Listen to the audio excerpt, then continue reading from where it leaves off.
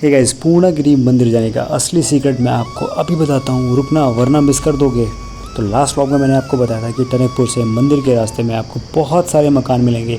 ये नॉर्मल घर नहीं है, ये होम स्टे हैं और सबसे बड़ी बात, बहुत कम बजट में आपको यहाँ साफ़ सुथरे रूम मिल जाएंगे।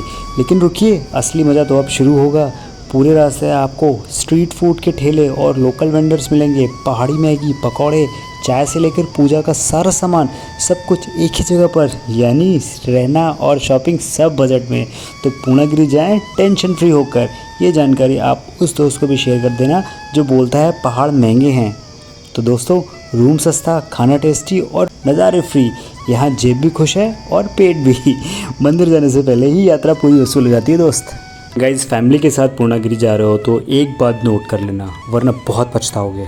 मंदिर प्रांगण में लाखों की भीड़ होती है और अगर आपका कोई भी साथी, बच्चा या बुजुर्ग बिछड़ जाए तो बिल्कुल घबराना मत। ये गाइस, पूर्णागिरि में एक नहीं कई खोया पाए केंद्र बने हुए हैं। ये केंद्र मेला क्षेत्र में फैले हुए हैं। आप तुरंत वहां जाकर अपने खोए हुए व्यक्ति का नाम अनाउंस करवा सकते हैं। लाउडस्पीकर पर पूरे क्षेत्र में अनाउंसमेंट हो जाती है और ज़्यादातर लोग 10 से 15 मिनट में मिल जाते हैं। ये बहुत बड़ी सुविधा है जो हर मेले में नहीं मिलती। प्रशासन ने श्रद्धालुओं की सेफ्टी के लिए जगह जगह ये केंद्र बनाए हुए हैं, तो बेफिक्र होकर दर्शन करिए। पर ये जानकारी घर के सभी लोगों को ज़रूर दे दीजिए, शेयर कर दीजिए ताकि सबकी यात्रा सेफ रहे। गाइस रुकिए, 90% लोग पूर्णागिरि में यही गलती करते हैं और दर्शन अधूरे रह जाते हैं। दोस्तों, हम पहुंच चुके हैं पूर्णागिरि मंदिर के मेन गेट पर। यहीं से हमारी असली यात्रा का पहला पड़ाव शुरू होता है। नीचे उतरते ही सबसे पहले मंदिर में जो मिलेगा वो है काल भैरव मंदिर। गाइस, पर ध्यान देना, यहाँ सीधे दर्शन नहीं करने हैं। ये है सबसे बड़ा नियम। नीचे भैरव दिखे तो प्रणाम करो, दर्शन लौट कर करना। गाइस, पूर्णागिरि की मान्यता है कि भैरव बाबा मंदिर के रक्षक हैं, इसलिए पहले माता पूर्णागिरि के दर्शन होते हैं। पहले माँ का आशीर्वाद, फिर भैरव बाबा का पहरा। पहले हम सीढ़ियाँ चढ़कर ऊपर माता के दरबार जाएंगे। जब माता के दर्शन कर हम वापस लौटेंगे तभी काल भैरव मंदिर में दर्शन किए जाते हैं। नियम से चलोगे तभी यात्रा पूरी मानी जाएगी। पहले माँ फिर रक्षक, ये क्रम टूटना नहीं चाहिए। तो चलिए माता का नाम लेकर चढ़ाई शुरू करते हैं। कमेंट में जय माता दी लिखकर अपनी हाजिरी लगा दो गाइस।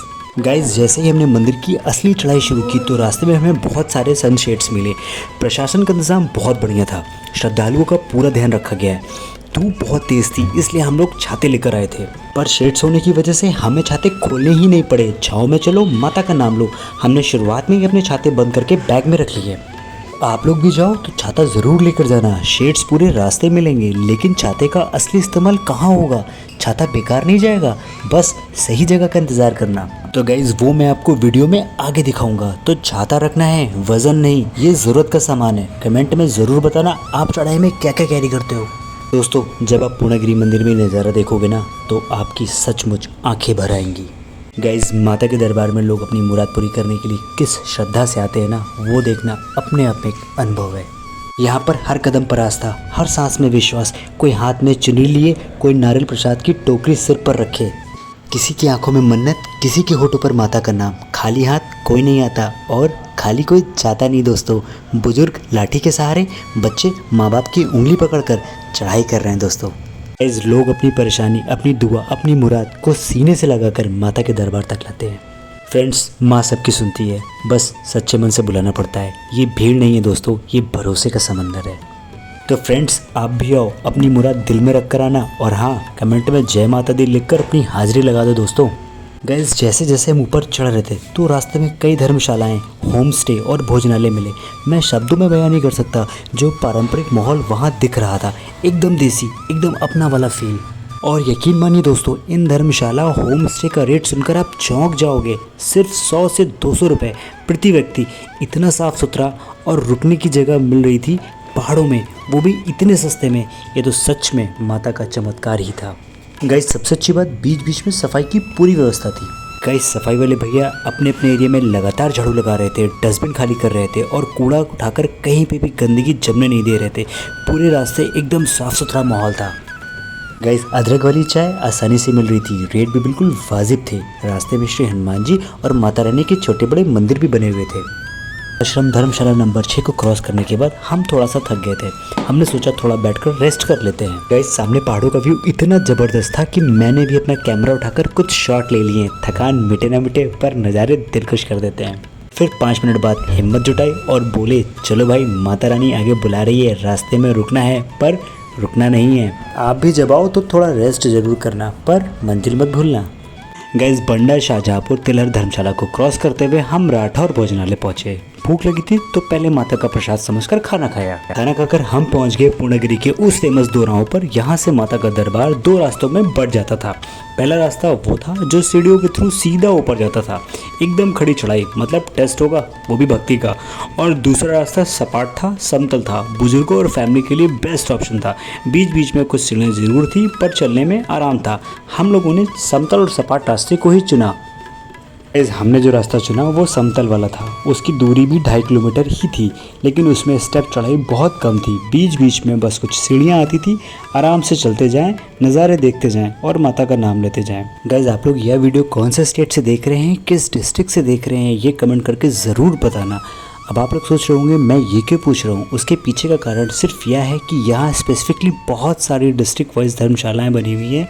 मतलब आपके डिस्ट्रिक्ट के नाम से ही धर्मशाला मिल जाएगी, लाइक बंडा, शाहजहाँपुर, तिलहर जैसी सबके नाम की अलग अलग धर्मशालाएँ हैं। तो जब भी आप कभी पूर्णागिरि दर्शन करने जाएंगे तो आपको अपने डिस्ट्रिक्ट की लोकल धर्मशाला ज़रूर मिलेगी। अपनों के बीच रुकने का फील ही अलग है। तो कमेंट करो और बताओ कि आप कहाँ से हो। गाइस, प्राचीन धूना माँ नवदुर्गा ज्योति स्थल को क्रॉस कर हम सिटिंग जोन की तरफ आगे बढ़ रहे थे। यहाँ ज़्यादातर लोग रुक कर रेस्ट करते हैं, चाय पीते हैं, लेकिन हमने वहाँ पर रेस्ट नहीं किया। दिल में बस एक ही बात थी, माता के दर्शन पहले। उसको क्रॉस करके हम आगे बढ़ गए और थोड़ा आगे बढ़ते ही हमें एक नेचुरल लोकेशन मिली। एकदम पहाड़ों के नीचे खुला आसमान, ठंडी हवा, व्यू इतना ज़बरदस्त था कि हमने डिसाइड किया कि बस अब हम थोड़ी देर यहीं बैठेंगे। गाइस, अच्छी लोकेशन किसे नहीं पसंद है, पर भीड़ देखकर हमने ये डिसीज़न लिया कि अब हम यहाँ से चलते हैं। एक्चुअली में जिस लोकेशन पर हम बैठे थे वो इतना खूबसूरत था कि देखते ही देखते विजिटर्स की वहाँ पर भीड़ सी लग गई। सब फ़ोटो खींच रहे थे, रील्स बना रहे थे, एकदम मेला सा लग गया। शांति हमें भी चाहिए थी, पर यहाँ तो शोर था। बाकी पॉइंट्स को कवर करने के लिए हमने अपनी आगे की मंजिल शुरू कर दी, क्योंकि टाइम कम था और माता का दरबार अभी दूर था। यात्रा में रुकना था पर अटकना नहीं। तो कैमरा पैक किया और बोल दिया चलो भाई अब आगे चलते हैं। इस सपाट रास्ते पर हम आराम से आगे बढ़ रहे थे, तभी अचानक पहली खड़ी सीढ़ियाँ हमारे सामने आ गई। सीढ़ियाँ देखी तो भाई साहब रोमी के तो तोते उड़ गए। बोली मैं तो नहीं चढ़ पाऊँगी इतनी खड़ी सीढ़ी, पर माता का नाम लिया, हिम्मत बांधी और एक एक कदम बढ़ाते गए। ये सीढ़ियाँ बता रही थी कि अब असली चढ़ाई शुरू हो गई है, पर डरने का नहीं है दोस्तों, क्योंकि माता का दरबार जितना ऊंचा है आशीर्वाद उतना ही बड़ा है। तो मैंने बोला सांस रोक के हिम्मत जोड़कर बोलो जय माता दी और चढ़ जाओ। गाइस, सीढ़ियाँ चढ़ने के बाद ऐसा लग रहा था कि मानो हम लोगों ने पहला विश्व युद्ध जीत लिया हो। सांस फूल गई, पैर काँप रहे थे, पर चेहरे पर जीत वाली मुस्कान थी। तभी थोड़ी दूर पर एक शेड दिखाई दिया। सच बोलूं दोस्तों, सबसे पहले मैं ही भागकर जाकर वहाँ बैठ गया। रोमी हंसने लगी, बोली थक गए पहलवान। पर भाई सच में उस सीट पर बैठकर जो सुकून मिला ना, वो किसी 5 स्टार होटल से कम नहीं था। इस ठंडी हवा में बैठकर एनर्जी को रिचार्ज करने के बाद कुछ लोकल लोगों से वहाँ पे हमारी मुलाकात हुई। आपको यहाँ से टनकपुर जाओ, बर्मा पुल के पास जाके, मतलब पहले पहाड़ उतर के वापस टनकपुर जाएं, हाँ, फिर वहाँ से वर्मा पुल जाएं, डैम वाले पुल। हाँ, बर्मा पुल के पास जाके गाड़ी पार्किंग वहीं होगी। अच्छा ठीक है। उसके बाद आप पुल पार क्रॉस करके बाइक वाले मिलेंगे। ठीक है। 20 रुपये लेंगे, वो आपको वहाँ छोड़ देंगे। अच्छा, तो वहाँ से पुल के बाद कितना चलना पड़ेगा? वो यहाँ आधा किलो करीब अच्छा 100-200 मीटर पुल की होगी। उसके बाद हाँ। आप पार जाके वो मिल जाएंगे बाइक वाले। अच्छा, सिद्धनाथ मंदिर के अलावा भी कोई वहाँ पे घूमने का मंदिर है, दर्शन करने का? अभी नहीं, वहाँ तो खाली सिद्धनाथ मंदिर है। अच्छा, तो ऐसी परंपरा है क्या यहाँ से उतर के वहाँ जाना ज़रूरी है? परंपरा है, ऐसी परंपरा है। चलिए, आपका नाम क्या है? भगत सिंह। भगत सिंह जी। ठीक है भगत सिंह जी, धन्यवाद, थैंक यू सो मच।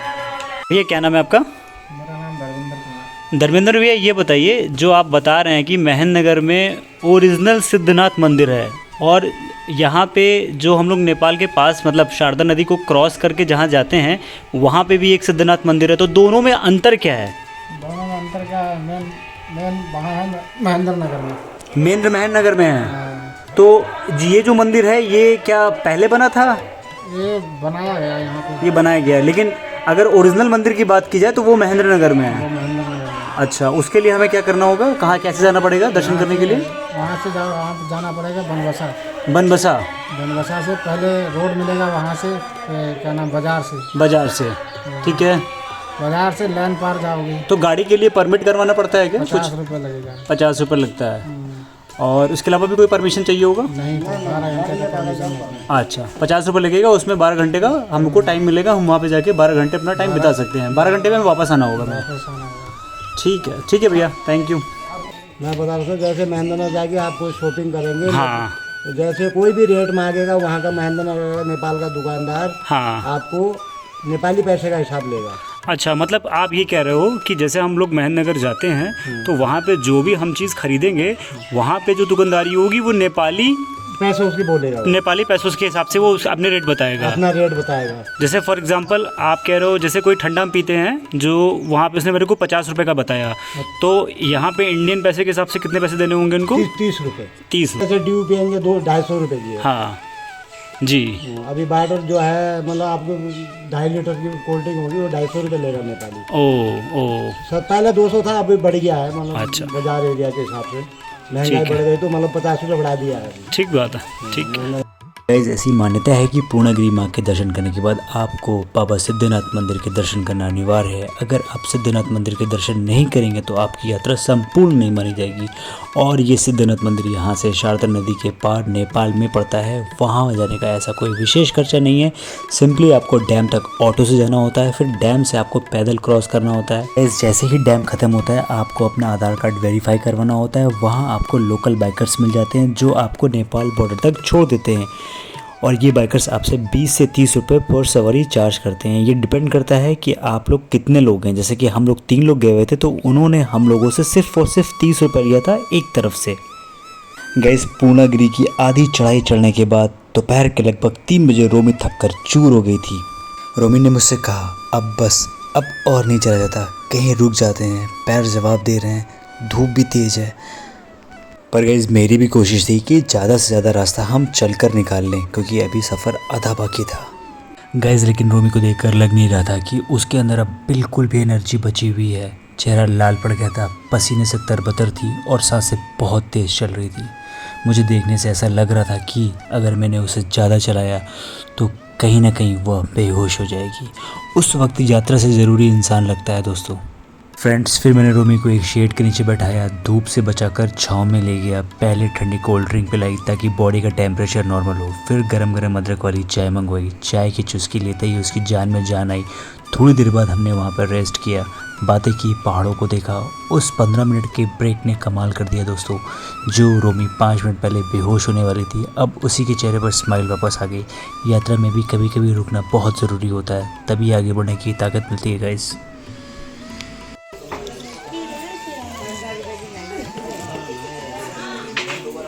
चाय का पूछो, चाय का बन गई?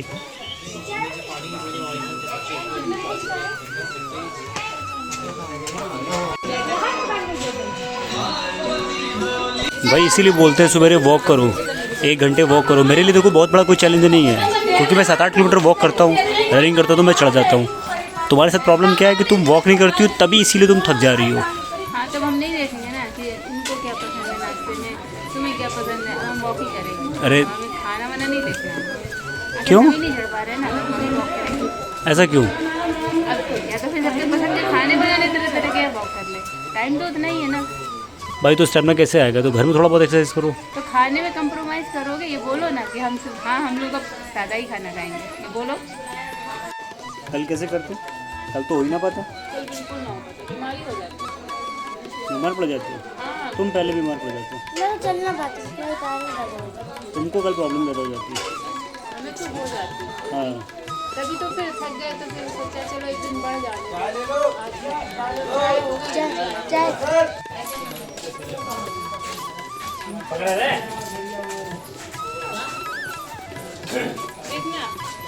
चाय वाली आ गई, चाय वाली, चाय ले लो, चाय वाली आ गई, चाय वाली।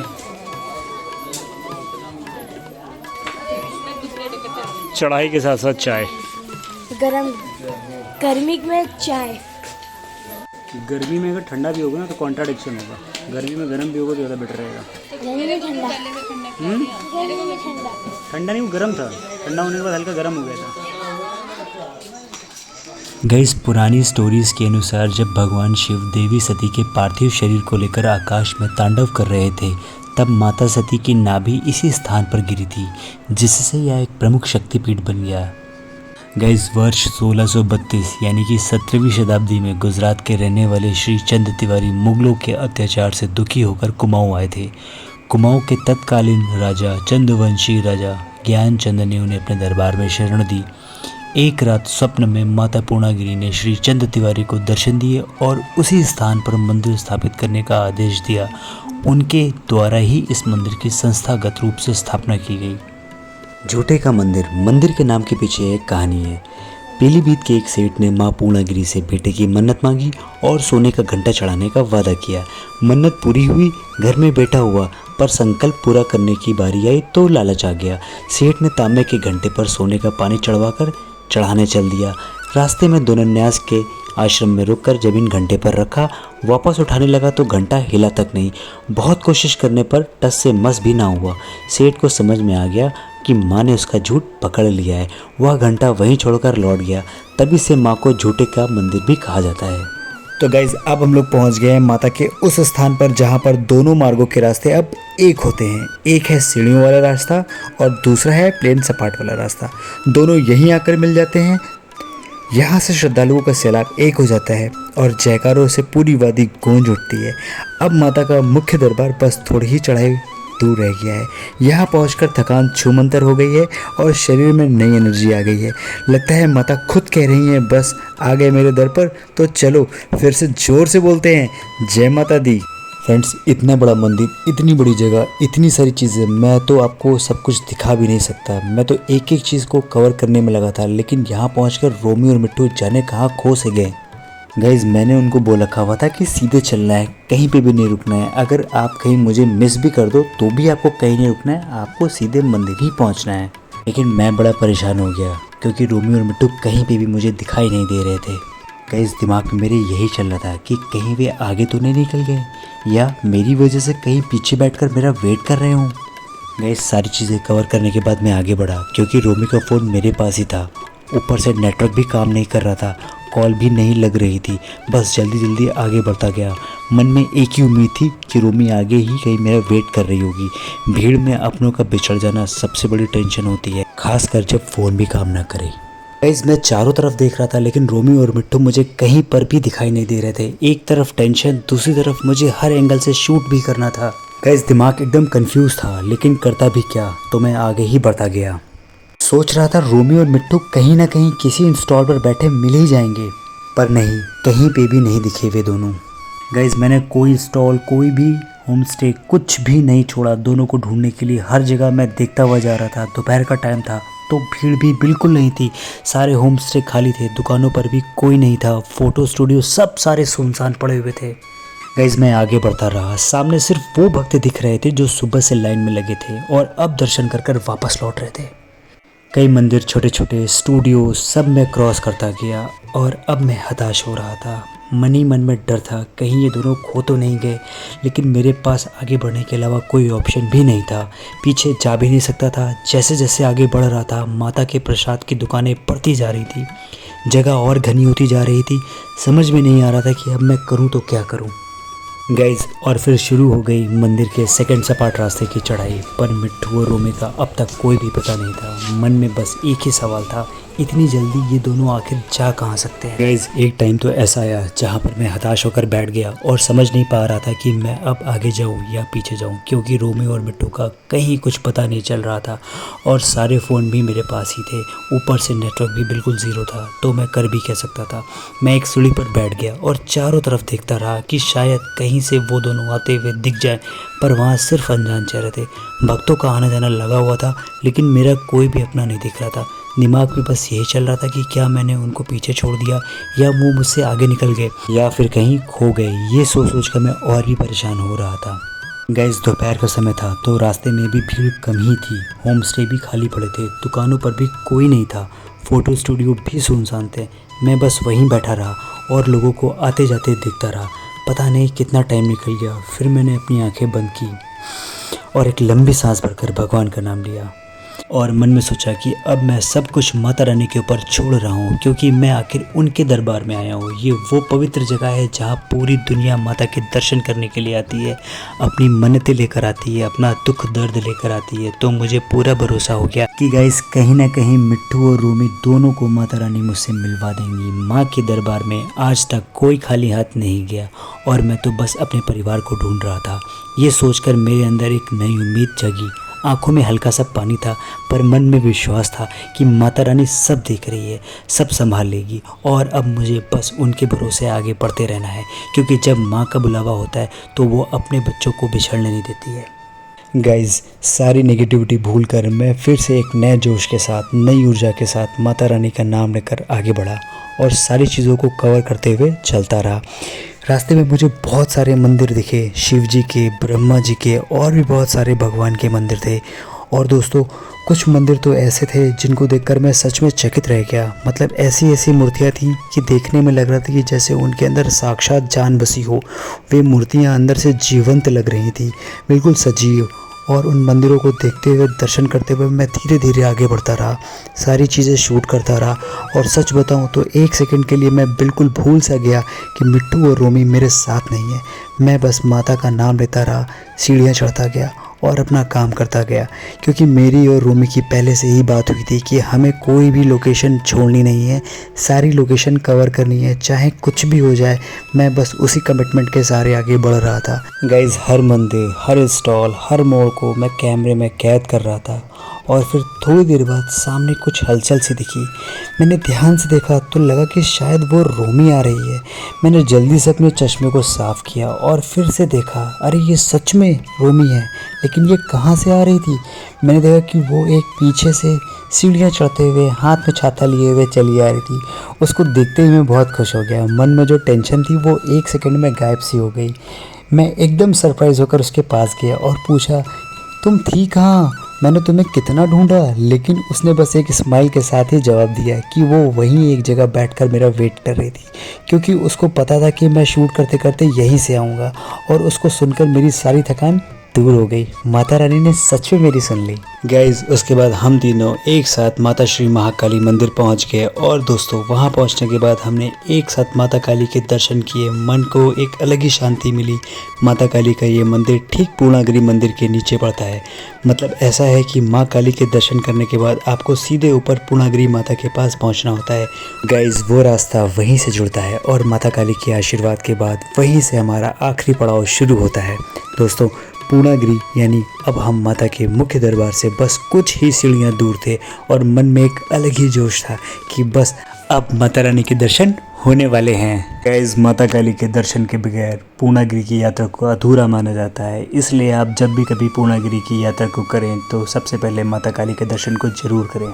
तो दोस्तों, अब शुरू हो गया था माता रानी के दर्शन का मुख्य प्रवेश द्वार, जहां पहुंचकर एक अलग ही ऊर्जा महसूस हो रही थी। यहां से भी दो रास्ते अलग अलग हो जाते हैं, मतलब जाने का रास्ता अलग और आने का रास्ता अलग, ताकि भक्तों को दर्शन करने में कोई भी दिक्कत ना हो।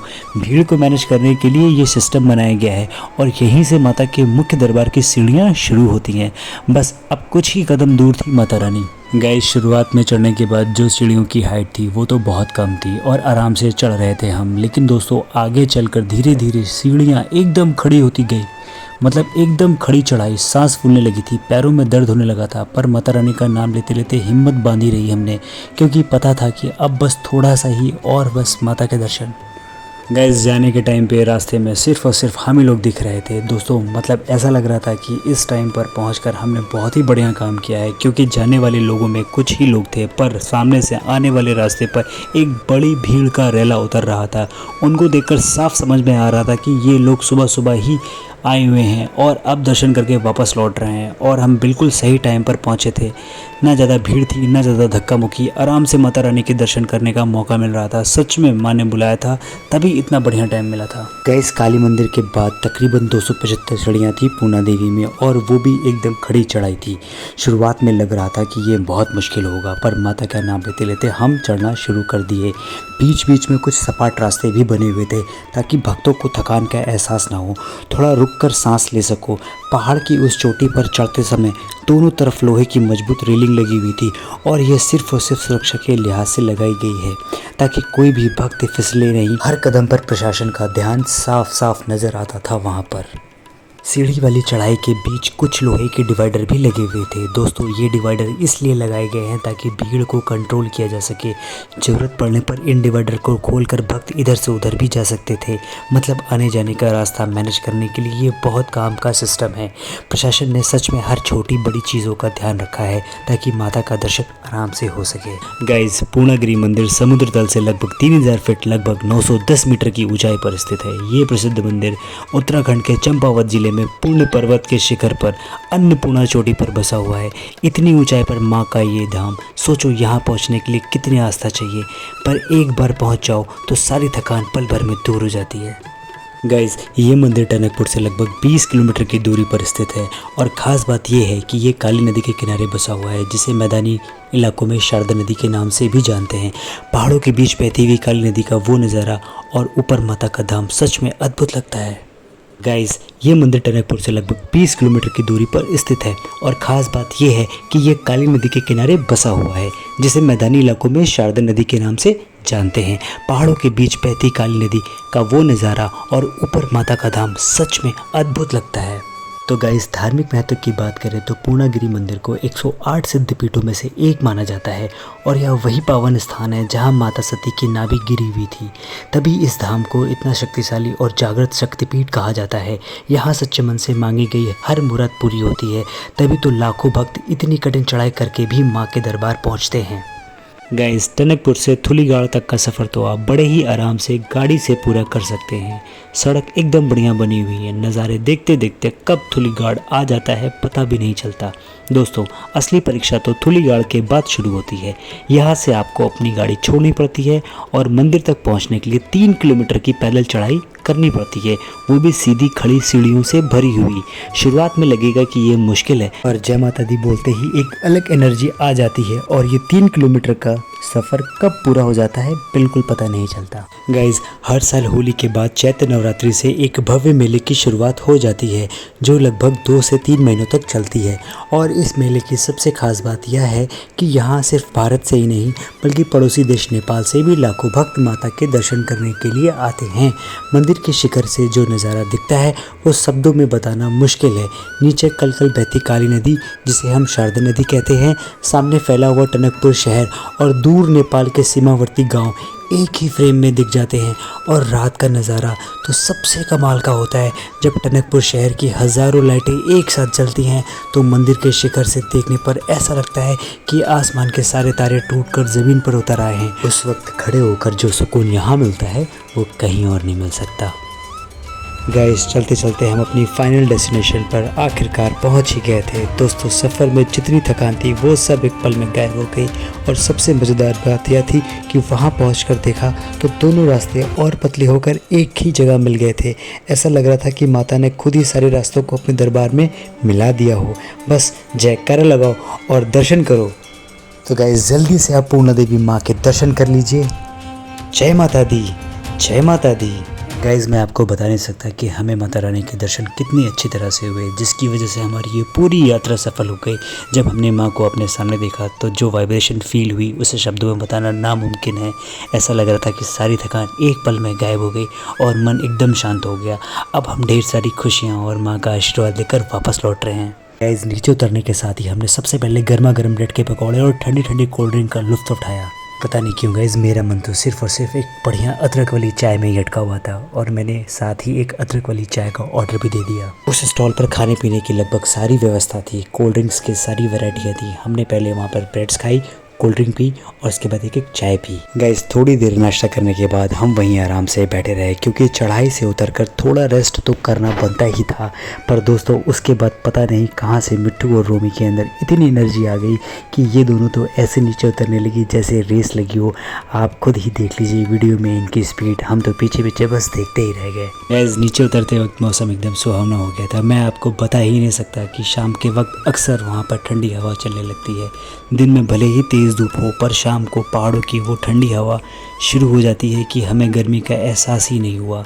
सीढ़ियों की दूरी हो या सपाट रास्ता, हमें पता ही नहीं चल रहा था कि हम किसी चढ़ाई से उतर रहे हैं।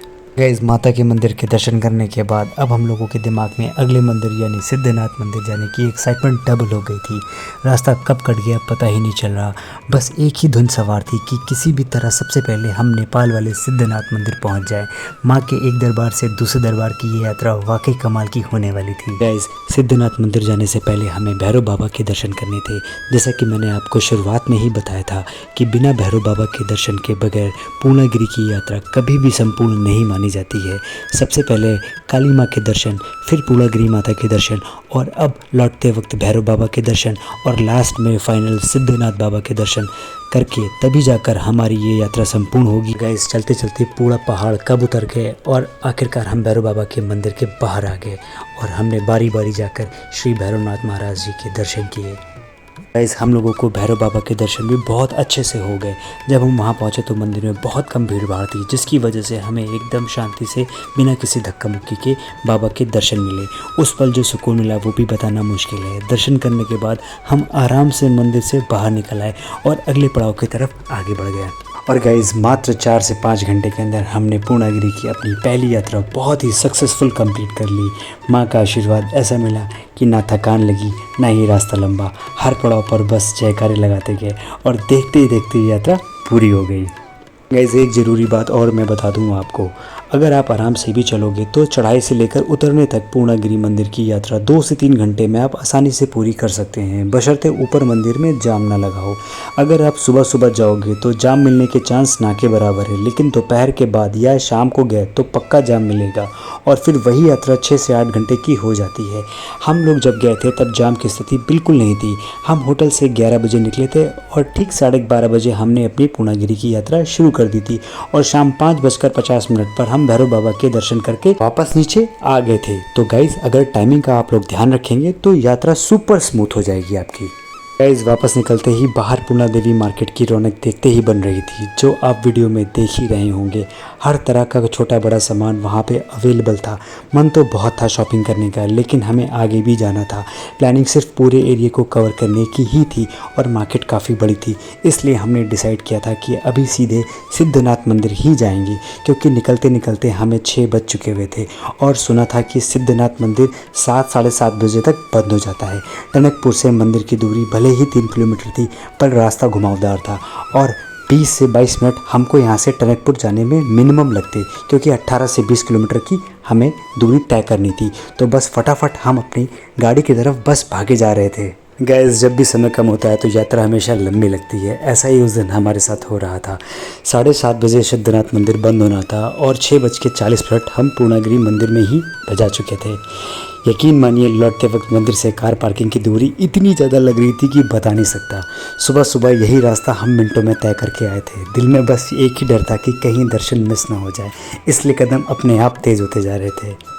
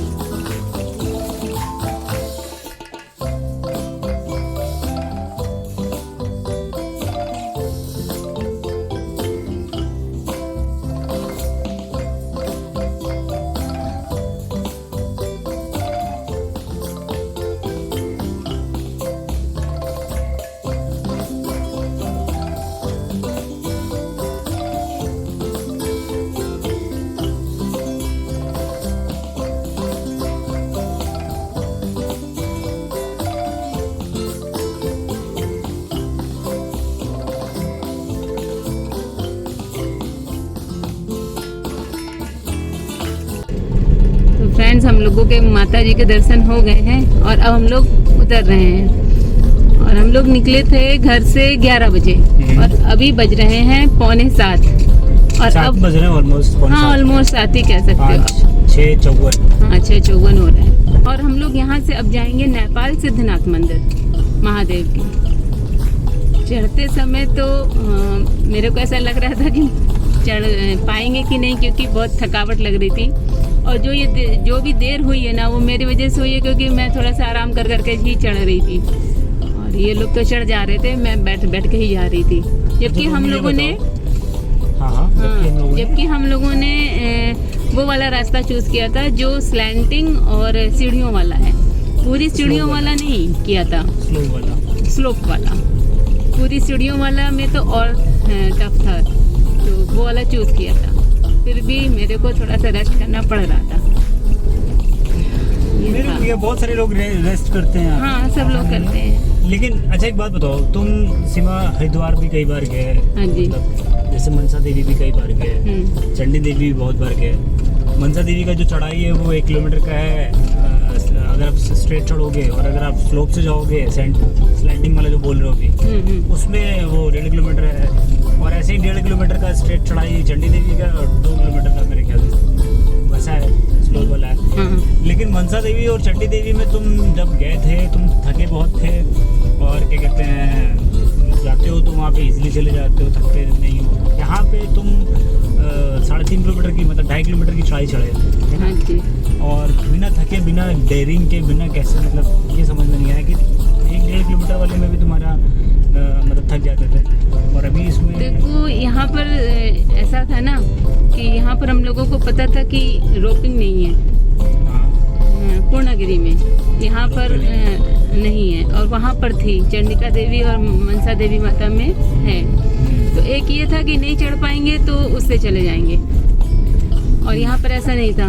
तो एक अंदर से डिटर्मिनेशन थी, एक अंदर से दृढ़ निश्चय था कि नहीं चढ़ना है, माता जी के दर्शन करने हैं। कॉन्फिडेंस था, एक अंदर से इच्छा शक्ति थी मेरी कि चढ़ेंगे, इसलिए चढ़ गए और माता रानी के दर्शन हो गए।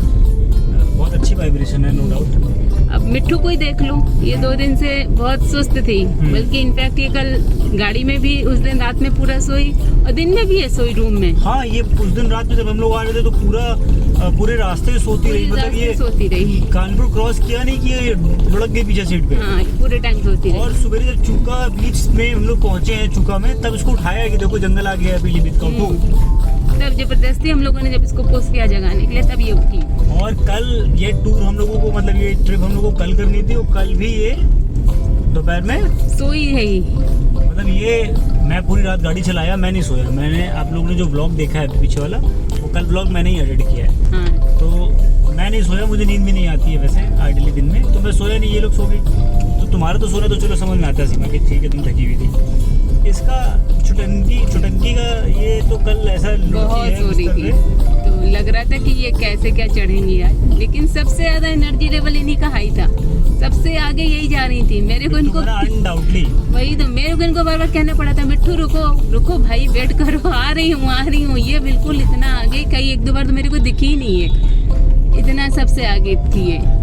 तो ये जो एनर्जी है ना, ये सिर्फ स्थान की बात होती है। जो माता रानी का धाम है ना, शक्तिपीठ है, तो ये स्थान की ही एनर्जी थी, और कुछ सुपर एनर्जी, सुपर से भी ऊपर एनर्जी, जबरदस्त एनर्जी।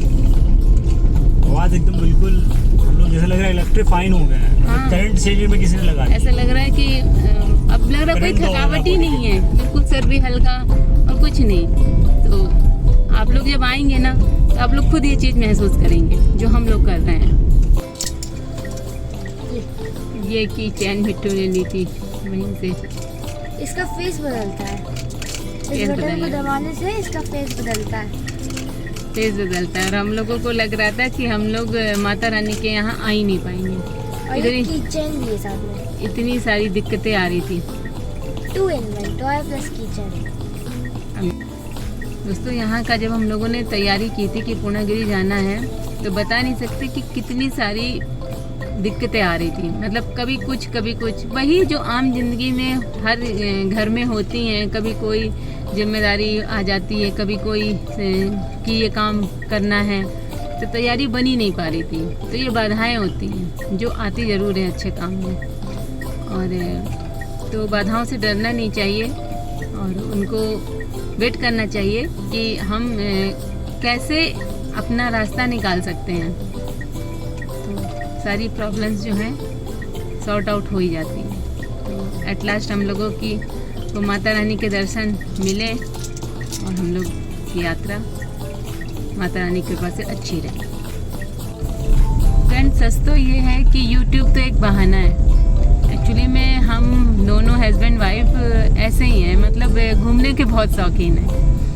तो इसलिए हम लोगों ने सोचा है, देखिए वैसे तो हम लोग कभी रिटायर नहीं होंगे अपने काम से, पर एक समय बाद हर कोई हो जाता है।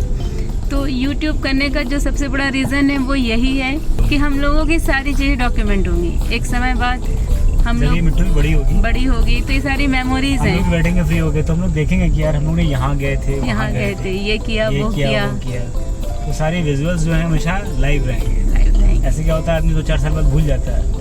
वैसे आप ट्रैवल करो, कोई भी ट्रैवल करे, तो 2-4 साल बाद 5 साल बाद वो उतना विजुअलाइज नहीं होता है। आदमी के दिमाग में वो सारे विजुअल्स हट जाते हैं। लेकिन जैसे आप इसीलिए पहले के ज़माने में क्या होता था, लोग फोटो खींच के रखते थे, पुरानी फ़ोटो। आज भी कोई अपनी पुरानी फ़ोटो खींच के रख ले और देख ले तो उसको वो टाइम, वो सारा चीज़ें वापस याद आ जाती हैं। अभी भी हम लोग भी बचपन के स्कूल की फ़ोटो देखते हैं तो कितना खुशी लगती है। तो बस यही सारी चीज़ें हैं जिसकी वजह से YouTube हम लोग कर रहे हैं और करते भी रहेंगे। और आप लोग सपोर्ट करते रहेंगे तो आगे और करते रहेंगे। अभी भी लोग जा रहे हैं।